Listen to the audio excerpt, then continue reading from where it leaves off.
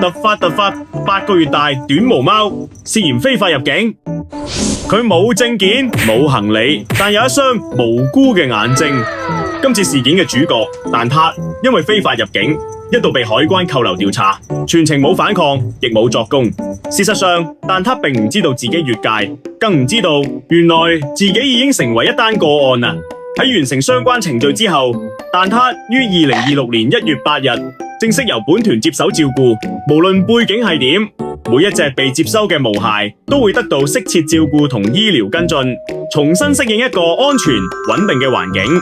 當市民選擇以領養代替購買，類似嘅個案其實就可以從源頭減少，因為每一個負責嘅選擇都係為生命多加一層保障。